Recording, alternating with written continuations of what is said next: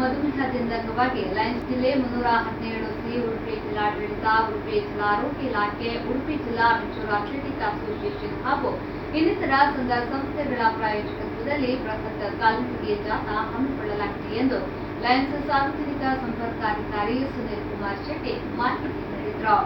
ಈ ಕುರಿತು ಉಡುಪಿ ಪತ್ರಿಕಾ ಭವನದಲ್ಲಿ ನಡೆದ ಸುದ್ದಿಗೋಷ್ಠಿಯಲ್ಲಿ ಮಾತನಾಡಿದ ಅವರು, ಭಾನುವಾರ ಬೆಳಿಗ್ಗೆ 7:30ಕ್ಕೆ ಕಿನ್ನಿಮುಲ್ಕಿಯಿಂದ ಉಡುಪಿ ಬೋರ್ಡ್ ಹೈಸ್ಕೂಲ್ ತನಕ ಬೃಹತ್ ಕಾಲ್ನಡಿಗೆ ಜಾಥಾ ಆಯೋಜಿಸಲಾಗಿದೆ. ಜಾಥಾವನ್ನು ಜಿಲ್ಲಾಧಿಕಾರಿ ಪ್ರಿಯಾಂಕಾ ಮೇರಿ ಫ್ರಾನ್ಸಿಸ್ ಹಾಗೂ ಲಯನ್ಸ್ ಜಿಲ್ಲಾ ಗವರ್ನರ್ ತಲೂರು ಶಿವರಾಮ್ ಶೆಟ್ಟಿ ಉದ್ಘಾಟಿಸಲಿದ್ದಾರೆ.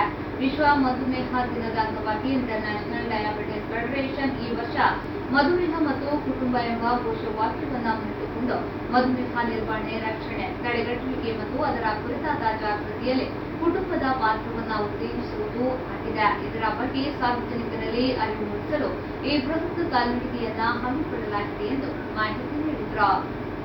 ಈ ಒಂದು ಮಧುಮೇಹ ತಡೆಗಟ್ಟುವಿಕೆ ಮತ್ತು ಇದರ ರಕ್ಷಣೆ, ಇದರ ನಿರ್ವಹಣೆ ಮತ್ತು ಇದರ ಒಂದು ಜಾಗೃತಿಯನ್ನ ಮಾಡಲಿಕ್ಕೆ ನಮ್ಮ ಜಿಲ್ಲೆಯಲ್ಲಿ ನಾವು ಒಂದು ಬೃಹತ್ತಾದ ಒಂದು ವಾಕಥಾನ್ ಪ್ರೋಗ್ರಾಮ್ ಅನ್ನ ನಾವು ನಾಡಿದ್ದು 18 ಆದಿತ್ಯವಾರ ಬೆಳಿಗ್ಗೆ 7:30 ಗಂಟೆಗೆ ಸರಿಯಾಗಿ ಕಿನ್ನಿಮುಲ್ಕಿಯಿಂದ ಉಡುಪಿಯ board school near city bus stand, service bus stand ಇಲ್ಲಿ ತನಕ ಒಂದು ಬೃಹತ್ ಕಾಲ್ನಡಿಗೆ ಜಾಥಾವನ್ನು ನಾವು ಹಮ್ಮಿಕೊಂಡಿದ್ದೇವೆ.